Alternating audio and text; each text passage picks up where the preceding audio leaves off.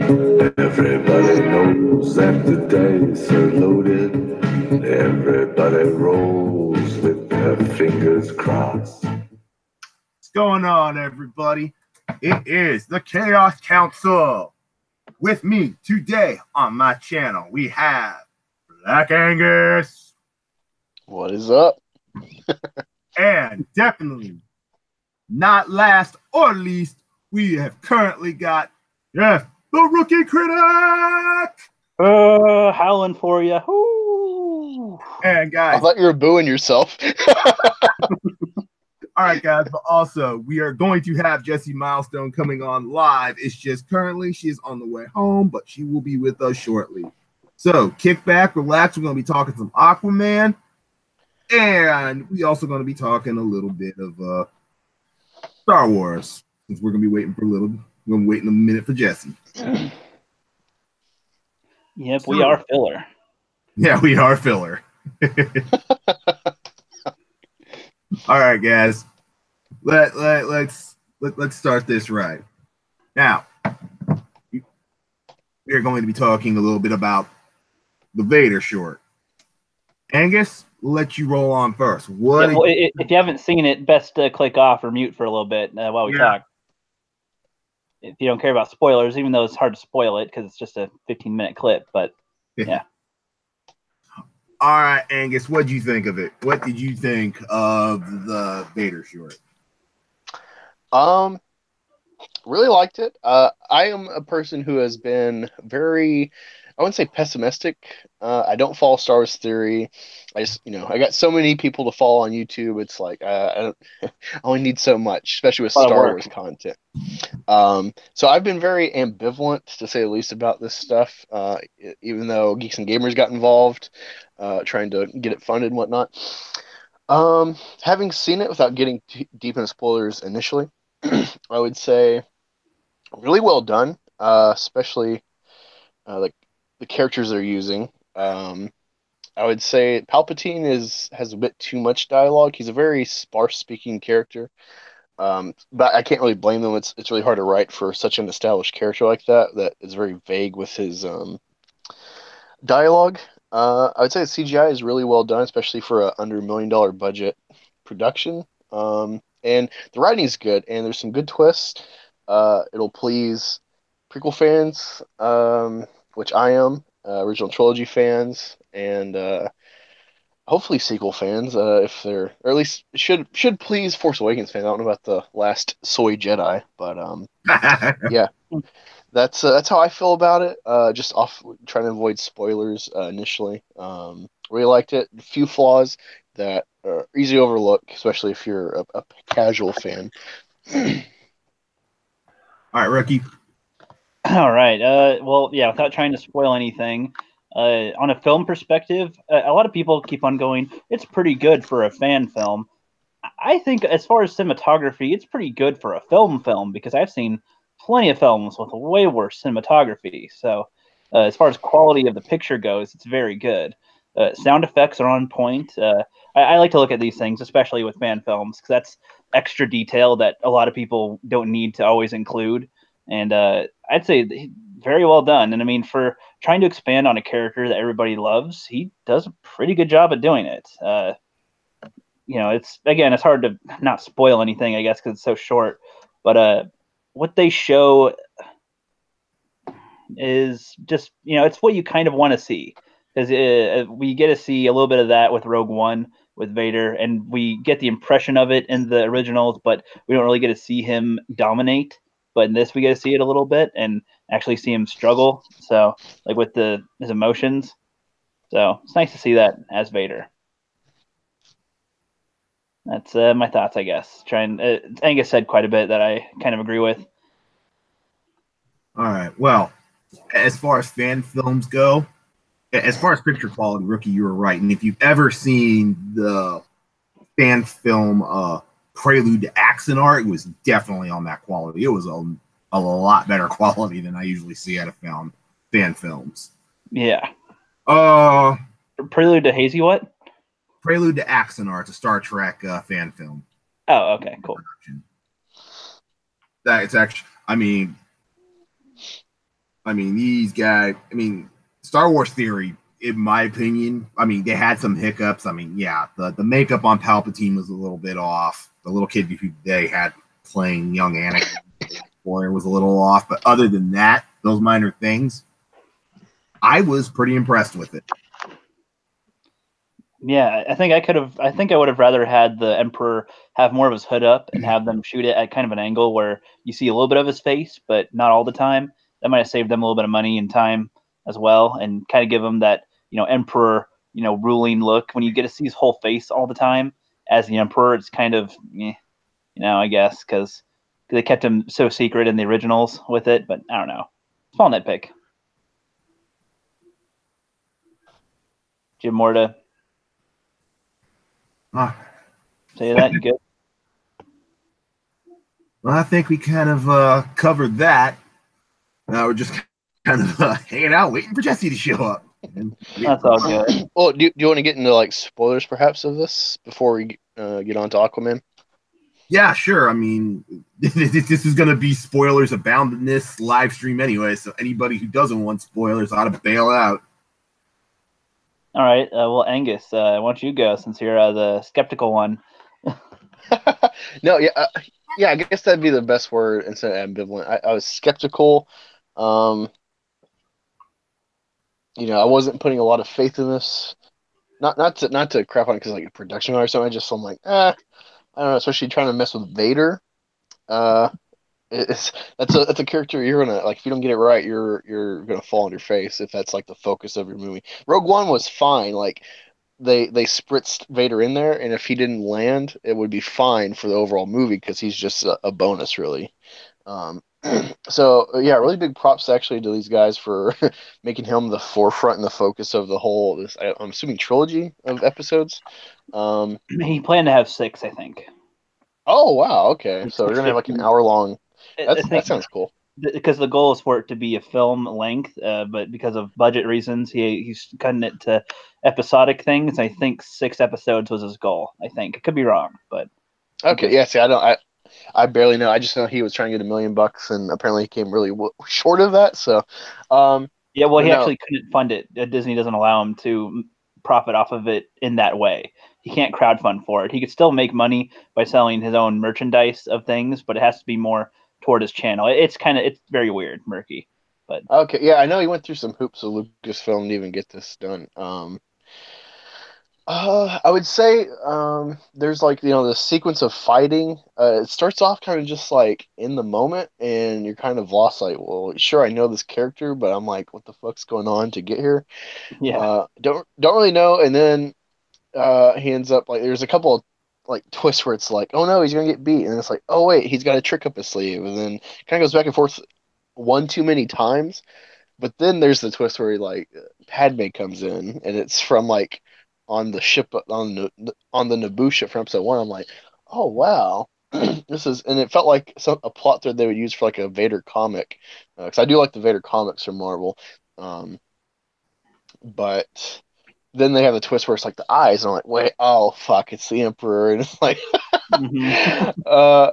yeah, and I like that they showed him like with this struggle and awareness of, because you never really see Vader as like too weak.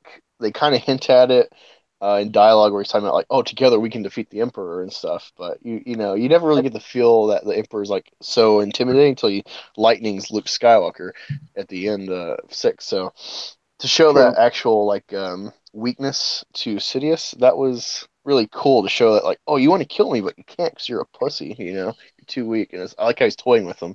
Well, it's like he has nothing left. Like literally, Palpatine is everything he has left. So it's like that's it.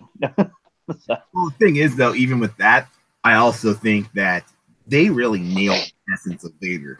I mean, you could tell it wasn't quite the James Earl Jones, voice pretty level. Close, though. Pretty good impression. Yeah, like it was pretty close, and I think they got the tortured soul of Vader struggling with trying to kill off Anakin and still be the Sith Lord that Palpatine wants him to be, because this looks like it's maybe not long after Order 66. It's supposed to be like within a year, I think. Yeah, they're still vetting Venators running around as their mainline ships. So I'm guessing maybe a year or two tops. Yeah, that's what it's supposed I think they to said be. 8 months. Whatever. It's not too long. Yeah, it's somewhere in that area, and yeah, they're trying to show him become Vader because there wasn't a real good transition between Anakin and Vader. It was just, oh, I cut off Mace Windu's arm, now I'm Vader, and it's like, no, because you're still kind of Anakin, and then you just wake up in the suit and you go no, and it's like you're still kind of Anakin in there. Well, the thing is, if you watch episode 3, you see Anakin, go back and forth between Vader when he's slaughtering the younglings in the temple, and when he takes out the entire Separatist leadership. When he's got them yellow eyes, that's Vader. That's him totally embracing Vader. Yeah. But see him dealing with Padme, he puts his face back on. That's, angsty Anakin worried about his wife. And then when he's, when ObiWan comes out and he chokes her, that's just angry Anakin. Like, yeah, exactly. It's my friend. The little angry child Anakin. Anakin fought ObiWan as angry Anakin, not as supremely focused Vader. If he fought him as Vader, Obi-Wan would have had no chance. But he fought him as angry Anakin, confused and just spoiled, yeah, running on rage instead of, focused anger. Right. But I think that's what this little fan series is supposed to be, kind of showing him become the Vader that we know in a way. Yeah, exactly. Which I like that. And honestly, people, so there was a little drama that stirred up a little bit. It's not like huge drama, but it's like, do you guys know the channel Star Wars Only? No. Different one. But he says some stuff. He was looking forward to the film too, and he likes it. He thinks it's good and everything. And there was a person that he knows that said that he didn't really like the film all that much. And one of the guys that worked on the Star Wars Theory project was like furious or something that somebody didn't like it. And it's like that's not very good coming from the Fandom Menace sides, because you're getting angry about it, you're criticizing something, you don't have to like it. Well, that's the thing about any kind of work, whether it's videos that we do, fan films like that, stuff like Axonar, or anything, you're gonna have people who don't like it. That's just the way it rolls. Yeah, so anything you do is subject to critique, and not everybody's gonna like it. And whoever it was that was responding should have kind of known that. It's like some people won't like the film. A lot of people think it's a waste of time and it's stupid and whatever. But it's like, for me, I really just think the fact that he committed to doing it and got it done, that's impressive enough, honestly. Oh, yeah. How'd you guys compare it to the Sith Apprentice fan film? Is that the one with Maul? Yeah. I haven't seen that one. I can't talk to it. What? I would say. Well, I'm a big Maul fan, so yeah, I like it. That's why I'm asking you, really. Little more invested character-wise, because Maul's my guy. But I really related to Anakin's fall. I really love that story and identified with it, the tragedy and stuff. Yeah, I would say the cinematography, like the cleanliness and stuff, it felt like, it's a lot of it's filmed outside, so it's naturally going to look nicer as opposed to building a set and not having the budget for like a Star Wars set. But yeah, I would say cinematography wise, it looks better, and there's more fighting, so you can get more props for choreography or whatever. But that's not really the focus of this Vader one. It's more about the emotion. And Vader is a very I don't know if this is the proper word for it, but he's a very stoic fighter, for lack of a better term. He's very deliberate and forceful, so it's like each simple blow carries so much with it, as opposed to like episode 3 or 1 fighting. He's got like a mastered experience. Like he doesn't ever need to be on guard per se, because he's already like experienced enough to know how to deal with whatever's in front of him. Like he doesn't need to be on guard. You just see him standing. Like he's ready to take on anything. He doesn't need to be ready. Oh, guys, what did you think about when Vader pulled the whole, he's being shot at, and he just basically, force stops all those blasts and then sends them all back and kills? Well, I was going to give credit to that whole effect, because that's a difficult effect. I mean, yeah, it's easy to insert a couple blasters here and there, but to make it look like there's like 100 blasters going at him, that was pretty impressive. Very impressive. Well, yeah, that was good. Vader was a bit more badass than people gave him credit for, and I liked that because now it shows where Kylo had gotten ability. It was a something that was already in the family of knowing how to do. Yep. Well, and it's funny because like with Vader, like we don't really in the originals, he gives off the persona that he is a badass, but he doesn't. There's no scenes where he's just slaughtering people himself. And I mean that's why I think fan films, and if they made any extra movies with him, that'd be the perfect time to show him be what we think he is.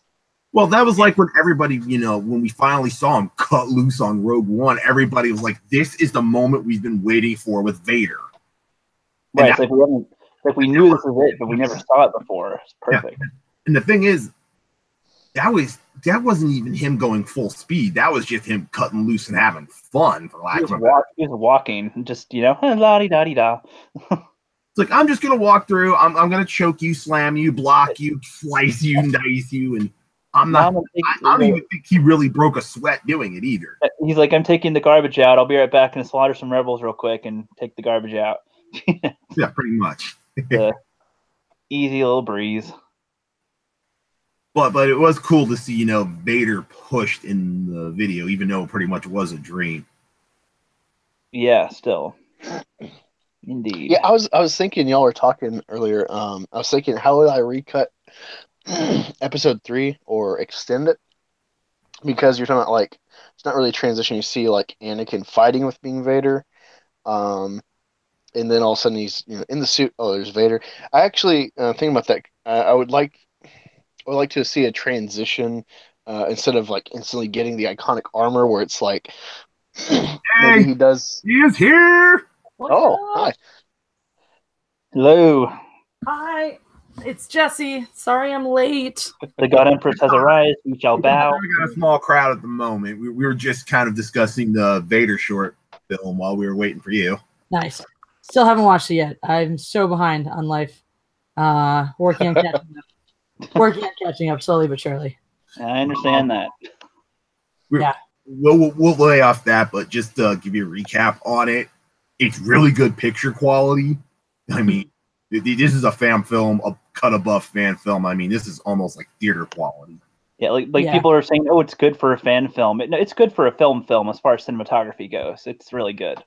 That's what I've heard. I've heard they really had, they really went all out on it and made something nice. Yep. That actually, I watched another Star Wars fan film just recently. It's called The Mask of Leia. And I think the budget was a lot smaller than the Vader one. However, they did build a bunch of models for ships and things like that. They did a pretty nice job with that and some of the shooting with those elements. They did a lot of green screen work for the sets and really great costumes. And also a really cool idea. It's about a 15-minute film that deals with the sort of Leia's psyche and her the fallout after the events of the original trilogy in the immediate aftermath. How basically she's affected. She went through all of this, a lot of nonsense. She was tortured. And now she's sort of dealing with PTSD and the Force, being untrained and being Force sensitive and all that stuff. So that was pretty cool. That sounds cool. Has that open in a tab now to watch later? Yeah. Yeah, I highly recommend it. And I was actually comparing the cinematography level. If you've ever seen Prelude to Axanar, it's a Star Trek short, about 25 minutes, which is, again, pretty much theater quality, and they actually have a really good assortment of talent. You'll be just going through watching Axanar going, I know that person, I know that person, I know that person, I know that person, I know that person. Yeah. Oh, God, who played the Apollo in the first Battlestar Galactica? And he played Tom Zarek. I can't think of his name for the life of me. I don't know. Yeah, we weren't, but none of us are Battlestar people. Sorry. Thank you. I watched the first. He's actually in it. He plays a Klingon, the late Richard Hatch, because he passed away last year sometime. Mm-hmm. Mm-hmm. All right, well. I don't know. I'm sure the magic of the internet can answer your question. Yeah. Mm-hmm. But it's just like all those people are just in Axanar. I mean, if you've ever watched Battlestar Galactica, you will definitely see a bunch of Battlestar Galactica alumni in Axanar. Yep. Well, I have not seen. Well, shall we get to the main event since the God Empress has joined us? Yay! Making you wait, trying to act all like famous and shit, and being. Yeah, she's all impressive. Yeah. Thank you, by the way, for participating in my skit. Oh yeah, no problem. I'm really excited to see the result. I've been watching the some of the other ones. I think it's. I'm really impressed. Honestly, like I'm really impressed with that. It actually makes me feel inadequate because I'm always like, I want to shoot all these skits, but I don't have other people to do it or whatever. I'm like, oh, here you go, being every single character, and just thanks. The best character is Jamal. Yeah, Jamal is great. Yeah, yeah. Did you like the Doomcock cameo? Oh, that was fun. That was a lot of fun. I'm surprised you actually got Doomcock to. I'm not. Doomcock is such a pal. Like he's cool. really, I haven't interacted with him personally a whole bunch, but he seems like just really, really cool. He tries his best to, even if he has like 5,000 super chats, he tries to go back and forth between the regular chat and super chats and gives at least a full minute to each super chat. Yeah. So he does really well. Unless he gets triggered into a rant, and then you're off the races for 20 minutes. It's like I start my shift, it's 5 hours long, and he starts his stream. I'm like, I still got time. He'll be on for another 3 or 4 hours at least. Nice. All right. Well, Jessi, the other two guys haven't seen Aquaman, and I already told them this is going to be spoiler intensive. All right. They wanted to be here for it, and they wanted to be with the God Empress. So. All right. Well, if you watch the review on my channel, you'll know that the real primary spoiler in this film is that there are no spoilers. If you know an Aquaman comic or have seen Justice League, you pretty much already know what's gonna happen. Exactly. And even if you don't, even if you haven't, within the first 5 seconds of the movie, like as soon as they get through it, they take some time to set up where you're going, which I do appreciate. They bring you into the world nicely. They make a big mistake in the beginning, which I'll get to, I think anyway. And but they bring you into the world really nicely, and they set it up all really nicely. And pretty much from the second that Mira makes contact with Arthur, Aquaman, you're like, oh, I know everything that's going to happen for the rest of this entire film. Hey, we have Laura. It's a short story. Welcome, Laura. What's up, Laura? Laura is the best. She sent me port for the holidays, and I love her. I'm planning on cracking it open tomorrow. I misheard you for a second.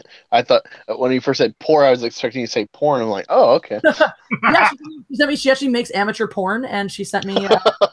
Yep. Was she the one who made the porn between you and Ivan?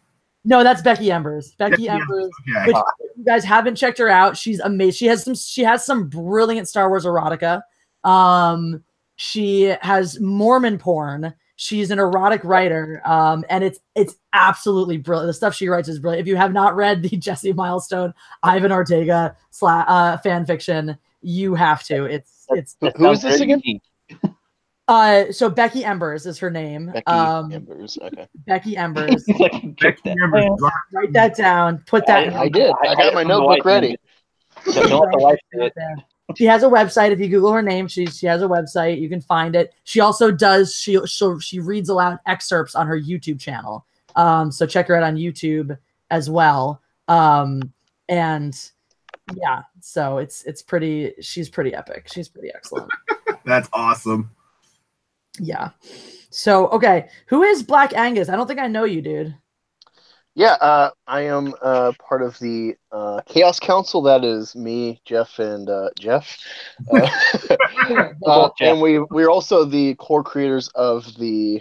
Initially, it was the Phantom Menace Phase 2, kind of a play on Marvel. Yeah. We're like, we need a different name, and we kind of all gathered and agreed on the Phantom Collective because we want to surpass what the High Council has started and actually do stuff in the vein kind of like Star Wars Theory or like what Jeff, the Rookie Critic, is doing with his skits, facilitating creativity and more than just harboring ill will because of The Last Jedi. And I'm kind of in the middle between Rookie Critic, where he's mainly focused on entertainment and film. Iron Wolf is very focused on politics, and I'm kind of in the middle. I have a political side to me, but I love film too, so I'm like the perfect balance to like bridge the gap and be the third wheel. Nice. I love that. I think it sounds like a lot of fun. Actually, Anna and I were talking about doing an all women version of the High Council type thing, just for funsies. Nice. We're also discussing starting a channel or a stream, a show called Feminist Conspiracy Theories. It started as a That sounds great. That sounds entertaining already. The idea would be let's get a bunch of rational women who are kind of more in the middle of things, who understand the need for, who understand like that.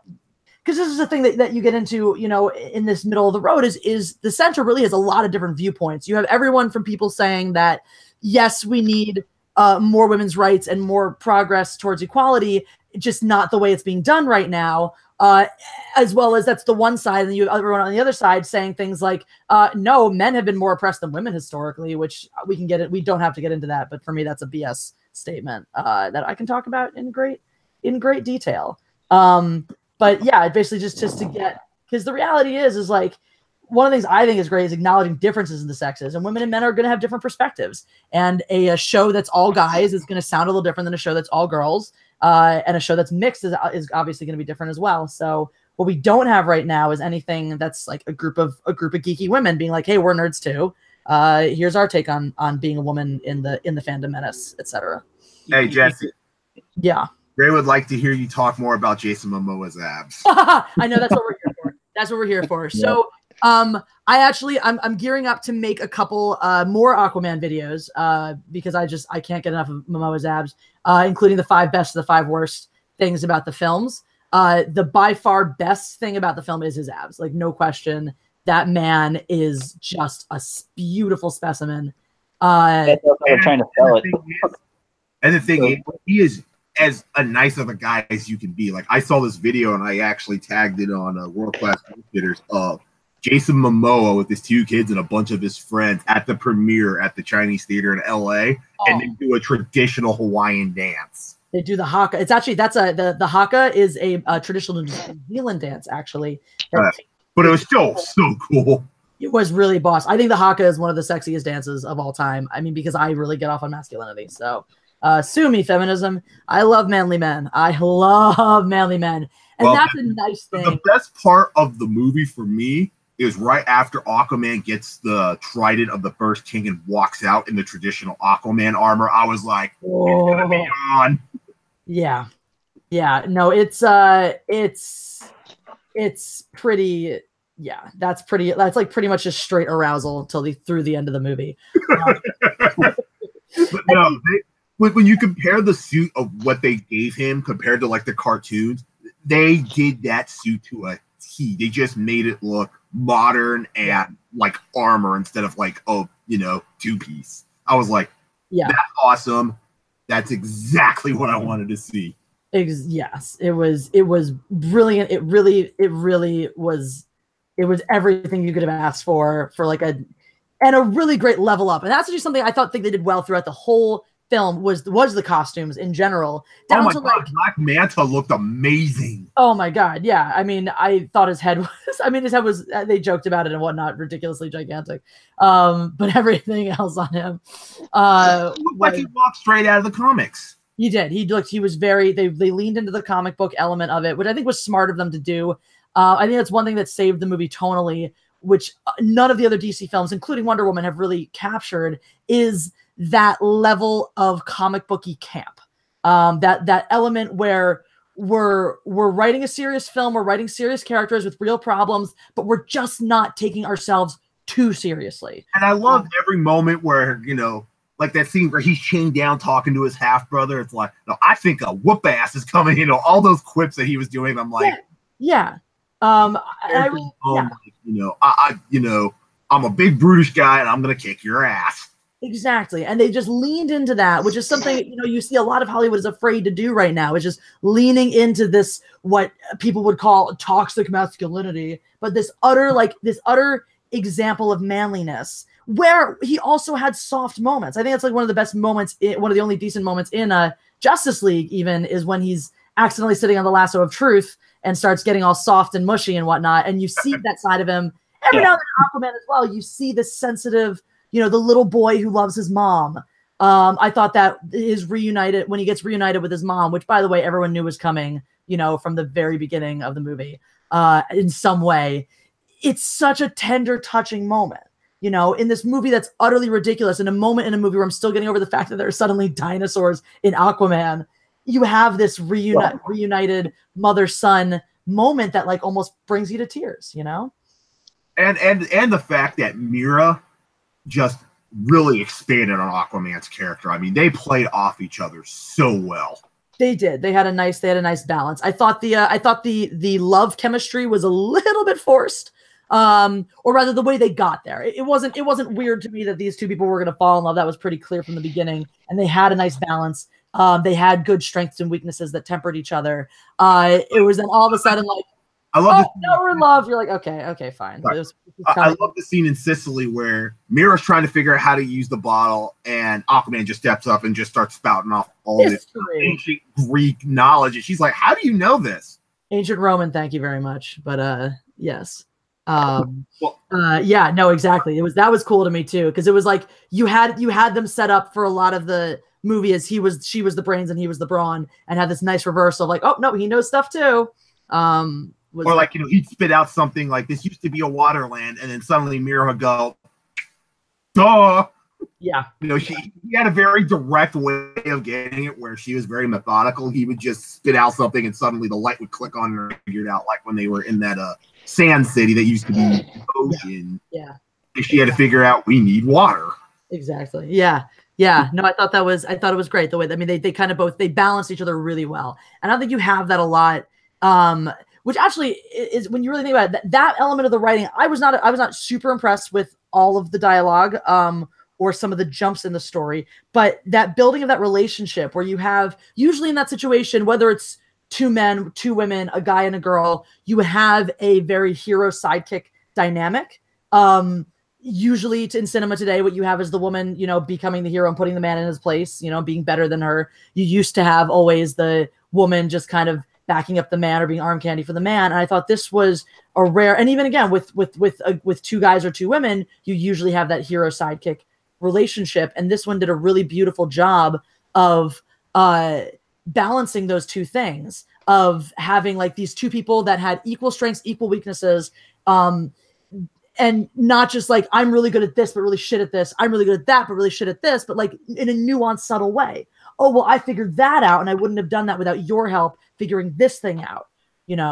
It's not that one person was battle where Mira basically says, last time you fought him on his terms, make him fight him on your terms, and suddenly you see the light go off in Arthur's head of what he needs to do. Exactly. And just like from there. Exactly. This, one person starts a thought and the other one finishes it. I think they handled that really, really well. And the great thing is, they were both powerful in their own way. Like when the tidal wave comes up and Arthur's trying to get back to his dad, and all of a sudden Mira just opens up this pocket of air and saves his dad. Right. And just bam. I thought that was, yeah. I thought that was really neat too, because you had that. I mean, you have this guy who's going to be the king of the seas and can speak to animals and control every, all marine life. And to give her that, her manipulation of water that exceeds his, her ability to manipulate water in ways that he cannot, I thought was really nice to be like, oh, it's not just he's the fucking god and the greatest thing ever, but she has something to offer as well. She brings something to the table. She's extraordinary in her own right as well. Yeah, but not only that, but if like came to hand fighting, you could definitely tell he was the go-to guy. Oh yeah, he was. I mean, that was what he was. That was his absolute strength. His utter absolute strength was strength. Strength is his strength. Oh, Jessi, here's one thing. When Aquaman got shot in the chest with that grenade, did you think foul, or did you think I can buy that? I wasn't totally sure on that, because I think that you had, it wasn't clear the extent of it wasn't like the extent of like his skin's ability to resist damage and take damage, etc. Things like that wasn't clear yet. Well, the thing is, a friend of mine said these people dive to literally the deepest parts of the ocean. Their skin has to be that tough just not to be crushed. Exactly. So I think that was sort of a moment that lets you know just how tough he is. But you also saw that he's not Superman because he got launched clear across the sub, smacks the wall, hits the deck, and he's down a minute before he finally gets back up and says, "Ow." Yeah, which was adorable. And I think that was your moment of like keying in, like this is how much punishment this guy can take. Which I think it was actually a nice way of setting up later on when Black Manta gets the plasma technology, which that to me was one of the more ridiculous lines in the entire movie was, "Oh, this gun turns water into liquid plasma." And I was like, no, it does not. No, it does not. There is no technology, even in your fantastical universe, that turns water into plasma. Stop. But so that I think set you up for understanding just how tough this guy was, to then see what kind of damage this gun could do to him, understand the value of that technology. Like you could definitely tell Black Manta was hurting him because you saw his arm after he took that laser. Yeah. And I think that to me is actually setting up for the sequel, because what you saw at the end of the film, super spoilers, of course, Black Manta survived. We know that. They set him up to be the main villain of this film, or so you thought. And that, I would say, is probably the only surprise we really got in the film, was they set up Black Manta like he's going to be the main adversary in this movie. And they kind of shove him off to the side. They're like, no, we're dealing with this problem right now. We're still establishing Aquaman and his power. And I think the next movie is going to be all about Black Manta. Black Manta historically in the comics is the great arch rival of Aquaman. Exactly. And I think this was as much an origin story for him as it was for Aquaman. Yep. Yeah. Now they get to burst our expectations. We do get sharks with freaking lasers on their head. Yes. Really? Yeah, dude. I saw the toy. I saw the toy at Target, and I'm like, I want freaking sharks with freaking lasers on their head. I'm like, this. If they make a big scene in the movie, they are going to get memed to death with Dr. Evil. Sharks with lasers. They didn't make a huge deal about it. It wasn't an attention grabber. There was no moment where you're like, oh, there's the laser sharks. It was just like, oh, there's fighting. But Jesse, I do want to bring up one point: the final battle. Yeah, I agree. That made absolutely no freaking sense. Yeah, they kind of got to a place, I think, in the writing where they're like, shit, we need a final battle, but we're not going to war with Earth, so they have to fight each other. You're like, but your forces are decimating the forces you're trying to recruit. This doesn't make any sense. You're hurting yourself. You're cutting off your nose to spite your face. Also, this is the #1 massive army that you're trying to get to help you because they're the most powerful army, and yet your army is fighting theirs. So what do you expect is going to happen? Like, this is a suicide mission. Yeah. Would it have been better if they had no final fight? Well, that was basically they wrote themselves into having to do that. They backed themselves into a corner on that. They're like, shit, we have to have this. When Aquaman shows up with basically the entire ocean sea life following him, I was like, damn. Yeah, that was sexy. Huh. That was sexy.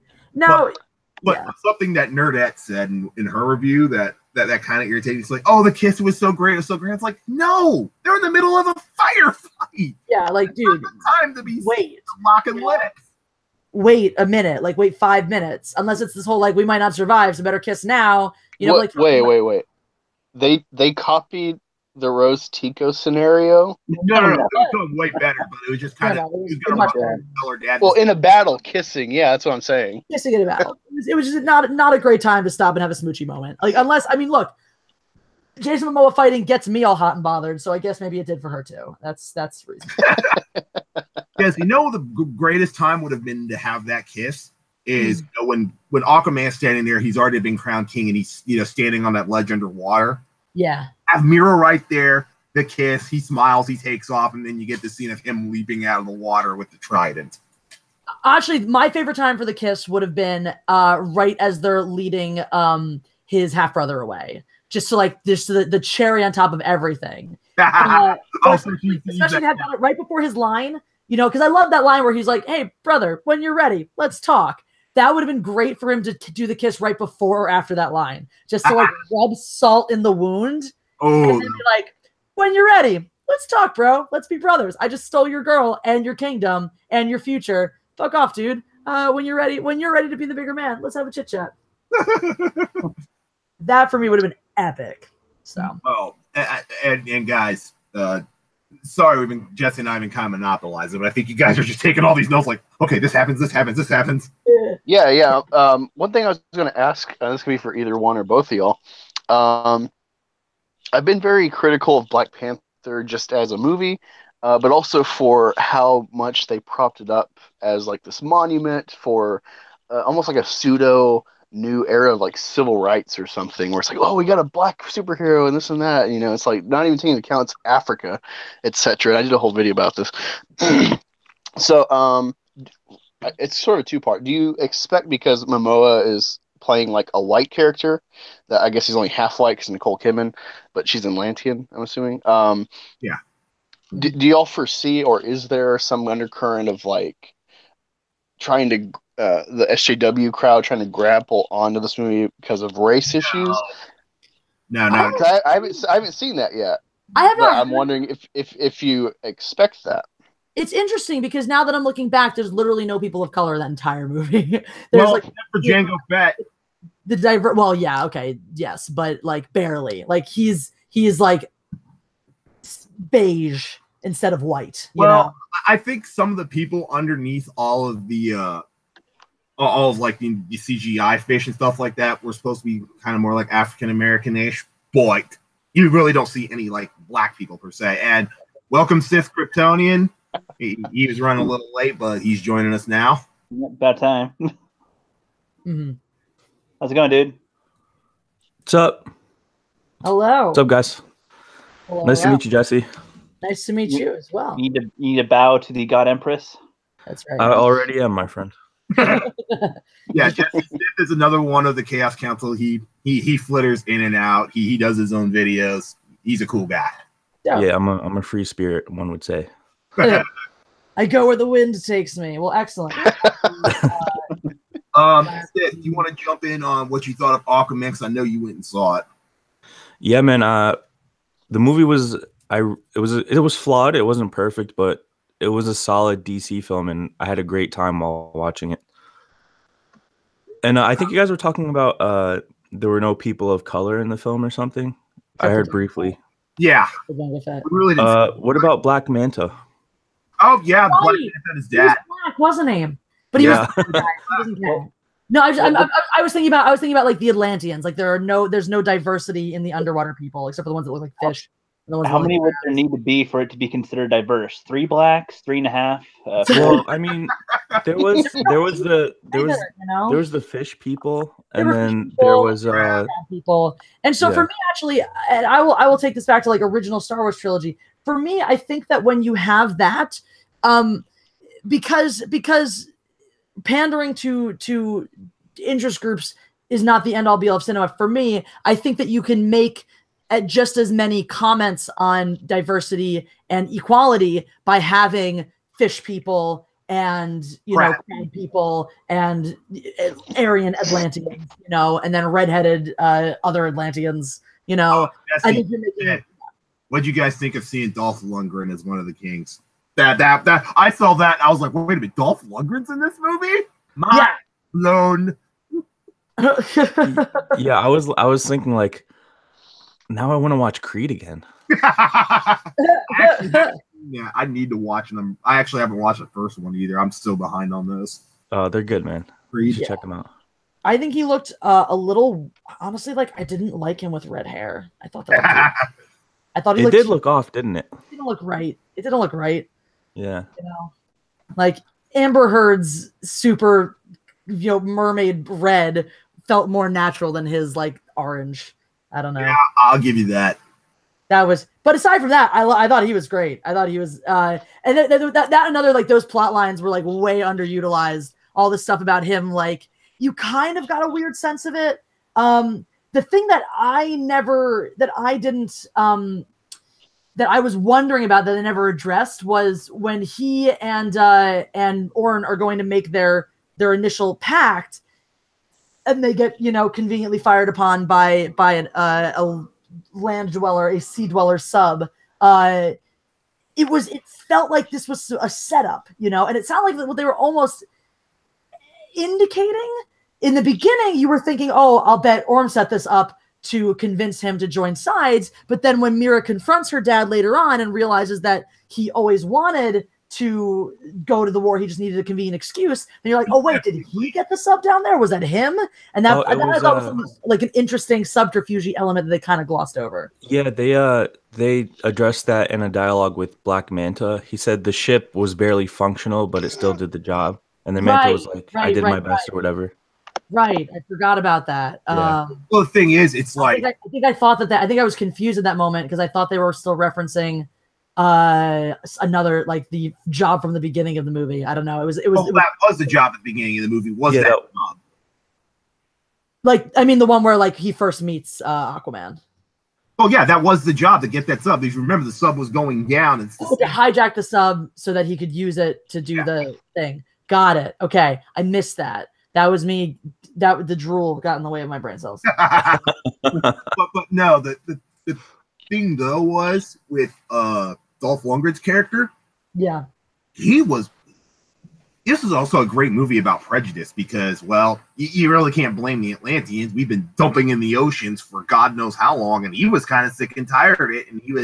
And Oren was just Oren. That was probably his easiest sell was Dolph Lundgren's character, Mira's father. Of hey, let's go to war and let's end this crap. Yeah, let's stop the bullshit. Dolph Lundgren did not need a whole lot of poking to go to war. No, he was about that. I do think it's really funny that the guy who's like the most prejudiced against outsiders, who's the most xenophobic about land people, is of course completely Aryan. Little, subtle messaging there. But I don't mind that because again, that's subtle. It's not like Last Jedi levels of but we hinted at the similarities between the Empire and the Nazis in the original trilogy, and now let's go to like The Force Awakens. And have full-on Nazi rally. You're like, okay, that's a so lot. Cringy. That's so like cringy. Beat me over the head with it. You missed one of the great parts that I loved when the Atlanteans basically threw all their trash and all their ships back on the land. That was cool. That was like really yeah. And what I loved about that too, because someone asked on my channel, they're like, oh, I heard there's like a global warming commentary, blah blah blah. I'm like, well, there's not actually. Trash in the oceans has nothing to do with global warming. That is environmentalism. But it's kind of nice to be like, all right, well, they threw an environmental issue in here, but it's one that's like not controversial. I don't think anybody is on the side of let's throw more shit in the ocean. No, 100%. And it was and they integrated it with the plot too as part of the justification Orm uses to attack the surface. So it wasn't just there for the sake of getting like social justice points. Exactly. It was relevant in the movie. And it was interesting too, because then you have the guys, they want to go to war over, they want to kill people over this. So it's not like they're the happy, it's not like it's PETA being out there being like, stop polluting our oceans. It's a bunch of warmongering fish people. It's I think an extreme example of like the ramifications of those kinds of behaviors. But I mean, how cool would it have been if Alex Jones was in the film and he was like, Atlanteans are real, they're turning the frogs gay. I would love that. Me too. That would fit with Jason Momoa being the fish should guy. have been the crazy scientists. Yes. But that's a great segue for the comedy in the movie done right. Yes. Just enough and just in the right places, unlike a certain movie I will not name, but yeah, I think they figured out the nice thing about it is that they made it work consistently. The humor, the base plate of their humor was let's have Jason Momoa in the middle of some huge confrontation or something really extreme happening and have him just throw away a silly line. That was like part one, and then part two was either leaning into or subverting his macho, Neanderthal type. And I thought it worked on both counts. I thought it was actually one of my favorite parts. For me was like when the guys at the bar who like, hilarious. I love that. That was so good, and they just want to take a picture, and then they call that a pink phone. Right, he's got the pink smart, and they show the first few selfies that are all like him making scally faces, and then they all get hammered together, and it's just like party. Like that to me was really cute and really fun, and really like I thought they took it to just the right place there. Like if they had just stopped at the like, oh, he's making a scally face in the selfie, that would have been like, okay, duh. You know, you played out that joke, but they actually found like a nice little extra tag on it, which was the hey, we're all getting hammered together. Yeah, some of the comedy didn't land in my theater, but most of it did, and I think they did a good job of making it feel like it's not forced and out of place in the film for the most part. And I really liked his relationship with his dad, like how they would drink together and his dad could still outdrink him and stuff. Yeah, I really bought that, you know, like their relationship. I agree. I love their relationship. That was one of my and speaking on the dad, it was totally touching every morning at sunrise. Yeah, that was so sweet. And that was nice too, because there were some things, like I said, this movie was not full of surprises. So there weren't any moments where you're like, oh, I didn't see that coming. You're like, oh my God, I can't believe that just happened. But what you did have were some nice setups that led to really meaningful payoffs, like that one. Where you get that. Or when he's fighting the undersea monster and he uses his, underwater telepathy to actually speak to the monster. The monster's like, wait a minute, you understand me? Oh, I love that. Exactly. Things like that. Little moments where like we've learned about this speaking and communicating with animals and then it paying off in the end. Also, I think a really nice bit of symmetry was, which you knew was going to happen as soon as it did. As soon as Orm has his whole moment of like, my trident has never been beaten in battle. And then he breaks Aquaman's. You know what's coming. You know at the end of the movie he's gonna break. The fact that he did it in the air and was flipping while he did it was just like, okay, totally over the top, but cool. Yeah, dude, how cool was the fighting, man? Yeah, even with Black Manta on land in Italy, there's so much. That was a great scene, dude. Oh, the entire Sicily sequence was on point. It was excellent, and they really went. I thought they maximized all of their tools in that scene, like from Mira using the wine as to turn into a weapon, to like that guy just running through walls. That killed me. Part of me is like, cool special effects. The best part was when he had to dunk his head into the that was, as I stated, we have no evidence to suggest he made it back to the ocean. As far as we know, his head is still in that toilet. He lives there now. Oh, my wife was howling when she saw that. Oh God, that killed me. That absolutely killed me. And there were a lot of other moments in the movie that they went for like drama, almost melodrama, and I felt like they weren't going for a laugh in some of those, but I still felt like I had permission to laugh. That when I saw like an overly dramatic turn or explosion, that I wasn't mocking the film by laughing at it. I was appreciating the sort of that element. Like there were a lot of, I mean, if you just had doves, this would have been a John Woo action film for all the like slow-mo explosion moments and like random and when Atlantia comes back to Momoa's dad, you know it's coming, but you still see it and it still tugs at your heartstrings. Yeah, it did. Oh yeah. No, you knew it was coming, but it was still just that great payoff. Well, that's exactly what I'm saying, is they set up these moments that you expect to get paid off at the end, but they make you wait for it. They make you wait and they make you go through so much to the point where it's like a distant memory of that thing you were expecting, and they bring it back full circle and pay it off. Like the breaking of the trident, like the reunion with the two of them. Hey, Jessi, just a quick thing. You have one of your favorite little fans right here. He heard you game running. Who, what? But you don't see my buddy Harley? You don't see him right here? Oh, there he is! Hi! Yep, there's my buddy. He heard you running. He knows the sound of my voice. He's like, I worship the God Empress too. Hey, so I know the dynamic's a little bit different from Chris Pine and I can't remember his name, Steve Trevor, from him and Wonder Woman compared to Mira and Aquaman. But which one would y'all say is a better like couple dynamic so far in DC? That's hard. That's really hard because I pretty much put them as equal. Yeah, I really, I'd say equal too. They work differently for me. Yeah. I think I like Arthur and Mira as a team better, but I think I like Steve and Wonder Woman as a couple better. Yeah, Ray just agrees with you, and I agree with you too. I mean, the thing is, it's practically tear jerking when Steve dies. Oh my God! And then she's about to drop the tank on that evil woman, and then you see her thinking back and hearing what he's saying, and it even jerks you even harder. Oh yeah. And then she's like, "No, I can't do this," and chucks away the tank. I mean, I'm sorry. I liked Aquaman and Mira, but you never had a moment like that. No, you feel their camaraderie, you feel their ability to work together and make each other better, but you don't have this sense yet. And maybe that will grow because we're only just getting to the romance element of it. But you don't have that sense that they're like that they like have a hold on each other's heart in that. In the comics, Mira and Arthur have a son. Yeah, and we'll see.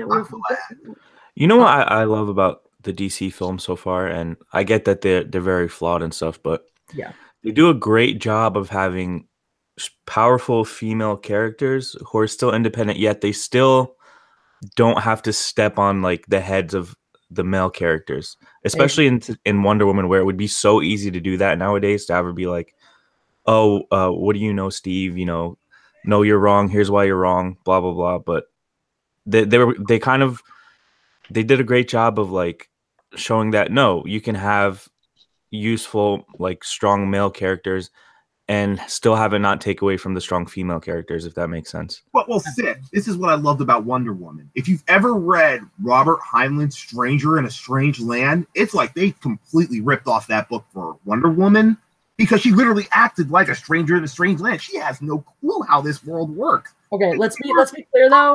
There are no orgies in Wonder Woman, unlike Stranger in a Strange Land. Well, yeah, there is that. Because whenever you read Heinlein, at some point you get to his like crazy, open sex hippie love stuff.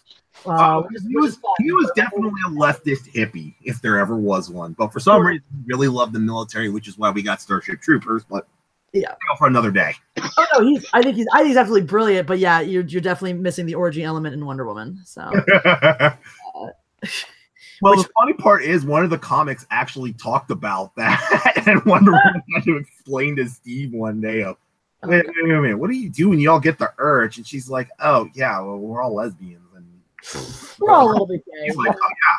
We're all a little gay. Yeah, dude, imagine being Steve Trevor, like just falling onto an island like that. Oh, my God. I wouldn't want to be poked and prodded like a stallion.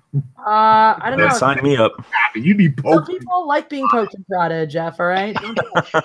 I guess I'll get Sith the ball gag for Christmas. Yeah. Yeah, I don't know if I want it coming from you though. I'll pass. But that was good. That was good. Too bad Roger wasn't here. Yeah. He'd be laughing so hard right now. All right. Well, hey, you got any other questions, or Rookie? You got any questions? I got a few. I'll let Rookie go. I was gonna say I'm impressed with DC on how even though they fail and fail and fail, they keep on trying and trying, and it looks like they're getting some results while trying. Everybody said they should have given up a while ago, and they keep on trying to push. So I'm really interested to see Shazam and how well they do that one, because that one looks like it's going to be a laugh a minute. That one looks so good. They could have given up, but they're like, no, let's keep on giving it a try. Fuck that. Yeah, well, Rookie, I said in my review that one of the things they finally did with DC was tell Zack Snyder, back off. We're not trying to recreate what Christopher Nolan did. It doesn't work. We have to try something else. Let's try ripping from the comics. Yeah. Yeah, you would think that's where they would start, right? Just go like accurate to the source material. Well, that's like, God, whose video was I watching where they said Justice League came way too soon because we have no investment in any of the characters. We should have had a Superman 2. We should have had a Batman movie.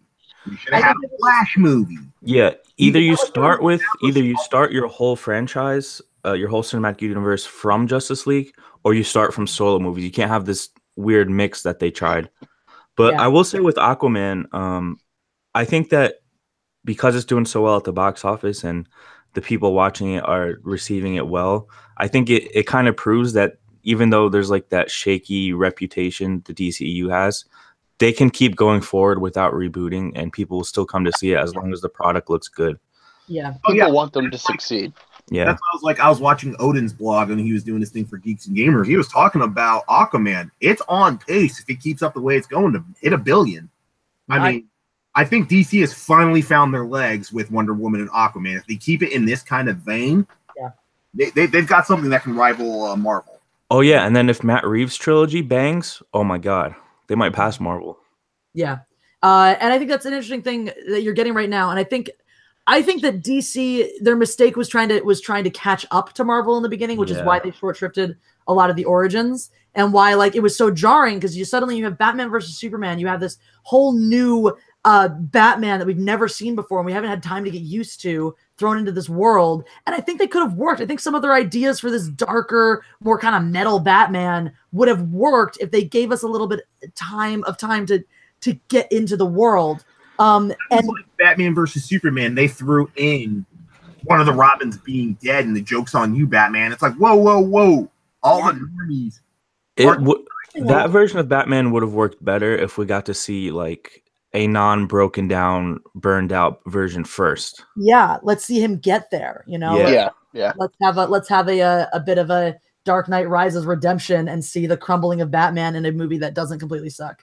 But the thing is, though, even though we have Shazam, I think it's all gonna hinge on the Flash to hit the reset button, but do it in a way that makes sense with Flashpoint. I'm nervous about that.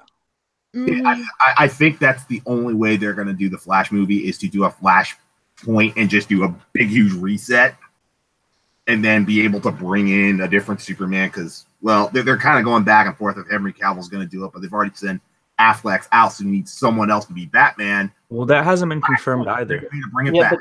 They don't seem to be interested in being Superman or Batman, which, you know, you're the two main superheroes of the DC universe in the films, and you're like, no, I don't really feel like it. Then they probably should be replaced. I mean, well, here's the thing. It's like, it's a problem because even with Affleck, we still don't have official word whether he's in or out. And it's hard for fans to know if they should still be invested in them or not.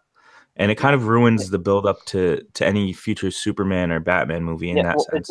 It's like, what if Robert Downey Jr. was like, I hate being Iron Man, he sucks, or he's just like, no, I don't really want to be a cameo. You know, like, what if he was like that? I mean, dude, that's why we got Iron Man 3 with the plot we got, because it was like, is he coming back? I don't know. Yeah. Well, the thing is, Robert Downey Jr. keeps saying the only reason he kept coming back is the fans. But the funny part is, there was this article with Jason Momoa, and he's pumping up Aquaman. They get on, you know, Henry Cavill being Superman, and Momoa's like, oh yeah, he ain't done. I just talked to him. He's not done with this yet. And it's like, well, what is it? Is he done or is he not done? All right, guys. Stop teasing. So right now, I just found an article. As of right now, the Batman solo movie has been announced with Ben Affleck. What? Yeah. It's confirmed with Ben Affleck. However, he's been back and forth a little bit. So this seems the most conclusive thing so far to say we are going to get a solo Ben Affleck Batman movie. But there's still a lot of back and forth. Here's a big what if for you guys. If Affleck is out, who replaces him as Bruce Wayne? Ooh. Me. I don't know. Yeah, Jessi. Yes. I advocate for me. That's like the only time I'm about gender bending classic heroes is if I get to be the gender bend version. No, how about you just play Bruce Wayne as you, and then everyone still treats you like male Bruce Wayne, but they never explain it. That would be amazing. Yeah. Honestly, Wait. How does this work if it's Wonder Woman? Honestly though, with the magic of Hollywood, I could pass as a dude easily on screen. I'm just you would have to put me in an ab suit, not to give me abs, but to bulk up my top so that I could wear baggy enough pants to mask the butt. I don't know if you are familiar with the cult of personality surrounding my butt, but it has its own. I'm surprised it doesn't have its own Twitter as well as my hair. You know, I've seen your hair out when I was tagging you. Your hair came up before you did. That's hilarious. That's amazing. One thing I was going to ask y'all. I wanted to ask y'all. Well, I guess three of y'all, seeing it, Sith, Jessi, and Jeff. The reason I was talking about Black Panther earlier is not just because the race thing. That was just minor because I haven't seen anything in the news really about it. But one problem that I really indicted Black Panther for above any other superhero we've gotten, because they pushed it so much in the real world as like this, rallying cry of, a civil rights cause or something, is the way they set up Black Panther through history. They indict themselves, where it's like, why, you've sat in the corner for thousands, or you assume thousands of years, letting Africa get colonized and all the World War I, World War II. You could have influenced this beyond just Captain America's shield, and you let Africa get enslaved in the Atlantic trade with like 12 million slaves, not to include other histories, enslavement in Africa, etc. And so that's why I really indicted it and put it to the fire in my video. How do they match that with in Aquaman as far as like you're talking about Mira has water abilities? Do they limit it enough where, say, the '04 tsunami is not something that where it's like, oh, why didn't Aquaman or his people stop the tsunami or this or that? Do they contain it enough? Tsunami. What was Sorry, that? what was that? She's not strong enough to stop a whole tsunami. I mean, at best, Yeah. she basically created a sphere to save one person, but she couldn't stop the whole wave. She's not that strong. Oh, so they limit the powers, okay. Yeah, Where it's there's definitely you can't indict them like, why didn't you stop this or that? Okay. Plus, only not all Atlanteans have the same ability. So Mira can control water, and Arthur's the only one who can talk to fish. You know. Yeah. I mean, Aquaman was shown Okay, cool. for controlling water, but his is kind of like primal and raw, and he can only tap into it in extreme duress. But it's not like with the trident. With the trident, though. Yeah. I think that, well, I think also the movie begs the question as well, because obviously the Atlanteans are powerful enough to create tsunamis and drop shit on land. Is it definitely, I think the question that I think essentially answers is, would they have stopped it if they could have? And the reality is no, because of this prejudice against land people. Is that they don't something that Aquaman says very early on, especially during the submarine heist, and he says, where basically he says the oceans, neither here nor there, deal with its mercy or its vengeance. Yeah. Ask the sea for mercy or something. Yeah. Basically, the Atlanteans don't try to control the sea. I mean, yeah, they have certain abilities, but they live by the sea as much as the land people do. Yeah, and they respect it and its whims the same way we're at the mercy of, nature up top here. And you know what I loved about that scene on the submarine? It showed that like not all of the DC heroes are the same, because if that was Clark, he would have still saved Manta's father. Yeah. But because it was Arthur, he was like, nah, bro, you fucked up, Yeah, I like that moment a lot for his character. And I think it's an interesting question we'll see with him as now the king. If that rogue streak persists, that sense of like vigilante justice in a way. He was like, you guys came on this ship and killed a whole bunch of innocent people. What, you don't deserve to be saved, basically. And also you got yourself into this mess, get yourself out. Like both of those perspectives, which are interesting and dark and not Superman-esque hero-like, which I appreciate. I like later comments of like or cartoons of Justice League, Arthur was like that. You mess with the sea, you deal with the consequences. Yeah. I appreciate that. I hope they keep that. I hope they keep him as a slightly harsher character, because I think that you'll find some balance where you have all of the Justice League are they care about humanity but have different concepts on justice. Well, that was one thing that always bugged me about Superman with Henry Cavill, and I think he was trying to give us the big, red and blue Boy Scout, but Zack Snyder kept pulling him back dark, and it's like, that's not Superman. No. Yeah, Zach wanted to instead of having that be instilled just from his childhood, he tried to have him. He wanted to have him get to that point through like tragedy and shit. Like, so he wanted to eventually have Superman become the Superman we know, but only through like these crazy dark choices, which didn't make sense for me in a film format, because like it's a movie. There's only so many you can do in a span of like a couple years. Well, that's like the original Superman of '77. Clark's dad was his formative of being the big Boy Scout. Yeah. We had those moments in Man of Steel, but it was just, stop trying to be the Dark Knight. He's not. Yeah. No. That was I think a mistake. I think DC is starting to realize its mistake by doing this dark, gritty, and I think they were trying to be different from Marvel in that way by having here's the blunt voice. They were trying to recapture what Christopher Nolan had done in 2008 to like 2012 with the Bale series. They were trying to ride that wave, and it crushed them. Yeah, they couldn't handle it.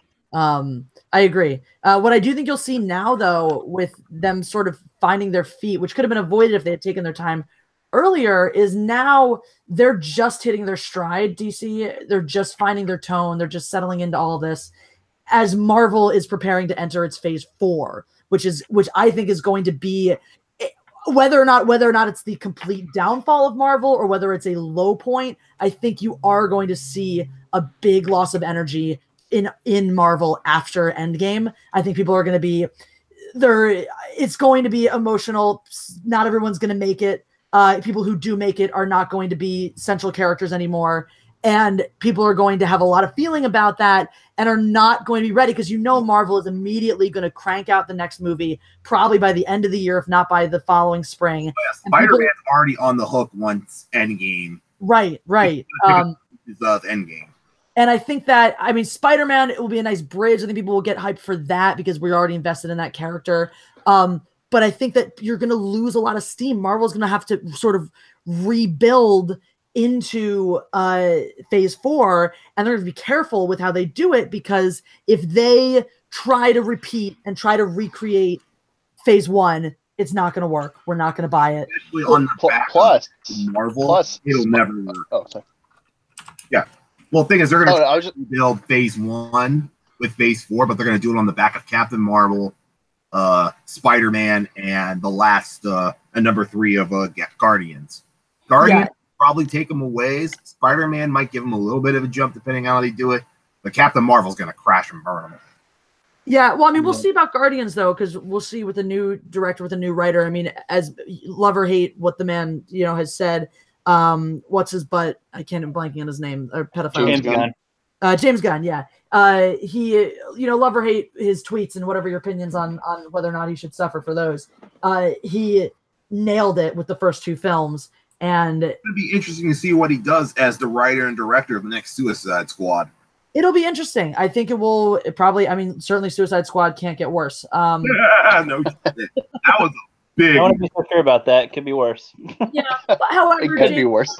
Like the side has established himself. I think is a really interesting screenwriter and director. And I think that the same things that make some people hate him as a person, for his willingness to maybe take things too far, are the things that make us love him as a filmmaker. Oh yeah. I gotta get going to work. Yeah. See you, rookie. I'm starting to get dirty looks from my wife, so I think we're gonna have to wrap this up, guys. It was fun. This was a blast. Yeah. Absolute blast. Jessi, I hope we get to do some more stuff later. Absolutely. I'm in anytime. Hey, Jessi, I need to confirm this, Jessi. Are you an Eagles fan? Oh, hell yes. Oh my God. You gotta go. I saw you subscribe to me. Go find my Philly video, because there's a clip of me with my son. Philly is a big part of my life. I'm from Oklahoma too, so I chose this team. I'm not from Philly. So it means even more to me. So go green. Fantastic. Excellent. Yeah, I have such a great win yesterday. That's actually when Jeff was talking about this season, the 49ers beat the Seahawks. Yeah, that was funny. That was funny. My boyfriend's a huge Niners fan, so he's. Well, I grew up outside of San Jose, so 49ers is my team. Nice. Yeah, born and bred Philly. I am deep in the Philly life. I'm actually starting a new channel, hopefully within the next month, called LA Cheesesteak Reviews, in which I go around Los Angeles with some of my people from Philly, trying to find a good cheesesteak and just kind of talking sports. My wife is lactose intolerant, and she had a cheesesteak with me, and it was not good for the next 3 days. Wow. You don't say. A cheesesteak. All right, guys. Well, I'm going to end this. Thanks to you to everybody who joined us. It was a great live stream. I love to pick Jessi and Sith's brain on the movie. Angus, Rookie, I hope you guys get a chance to go see it in the theaters.